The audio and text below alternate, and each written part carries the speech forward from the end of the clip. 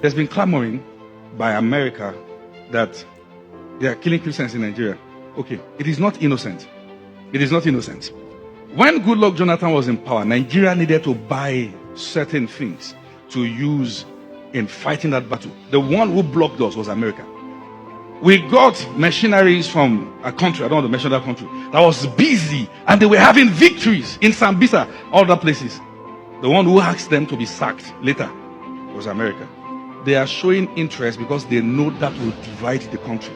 Then they can come in. Anywhere they step burns. Any country that is richer than, in terms of mineral resources, than any country in Africa, it is Venezuela. Anywhere there is wealth, burns. Be careful so that less they seem to be bringing help, but the idea is to penetrate and keep you bounded. There are countries that once they complain about your country, you are doing something right. I think there are a few deflections and we must look at it together. First, let's register that there are three sets of Nigerians at the moment. Number one, as it regards the genocide, Christian genocide in Nigeria situation, there are Nigerians who believe that yes, there is Christian genocide happening, and because of that, the government is incapacitated and they don't have the capacity of fixing the problem. We've heard that from several persons, Yemi Davis, Apostle Suleiman. So many Nigerians have said that. And because of that, any form of help Nigeria could get, Nigeria should get, even if it involves getting Trump and the US Army to come here, because they recognize that we have a problem and we are not able to solve it. Number two, there are those that believe that there is a Christian genocide happening, but America should not be the solution.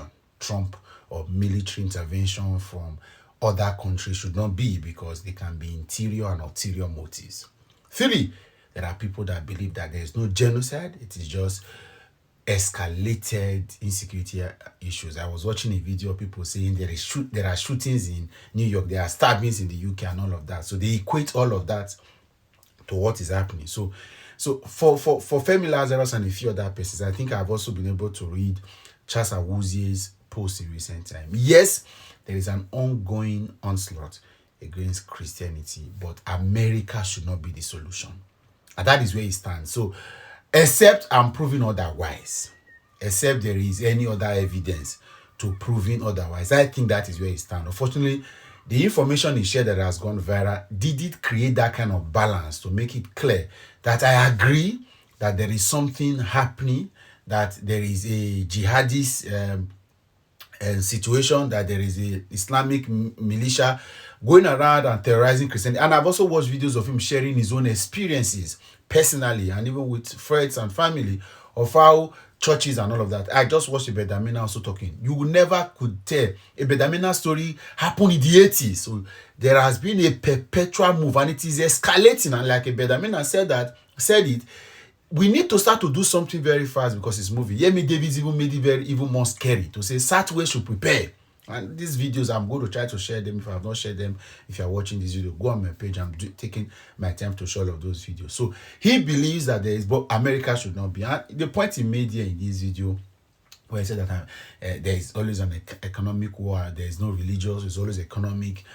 Again, like I said, deflated truth. And he's, trying to ensure that he submits. There are times where you have something in your mind and you don't know how to say it.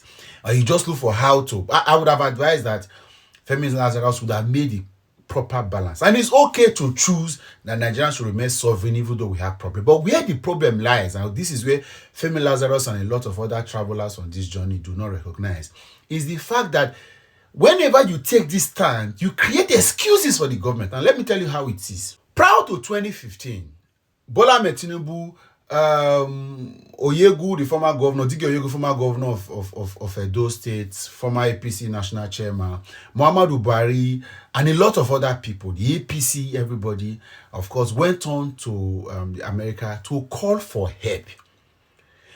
The APC had various charters, different layers, various levels of supporting plans that they had to ensure that they asked Goodluck Jonathan out of office.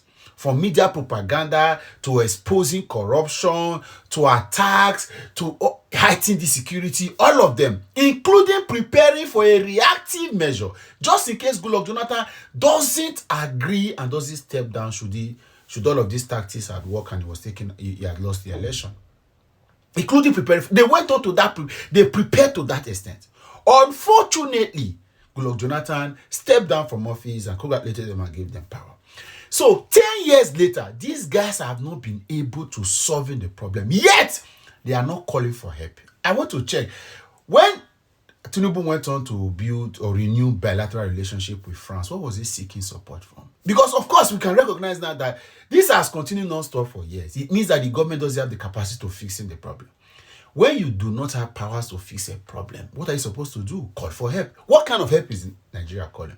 If you don't want America to come, what is the plan? That is where I have a problem with Femi Lazarus and a couple of all these other people that think America should not come. Because we are just saying that because we are not the one dying, people should continue to die even if there are no solutions. That is where the problem lies. We must agree that this problem requires solution and help must be required. What form of help? Just the way these guys went on to go and seek help to remove a president, what form of help are they seeking now to solving the problem? That is what we are not answering, sir. And that's what Nigerians are asking. If you don't want America to come, who should help us? Because we cannot continue to remain like this. We cannot continue to remain like this.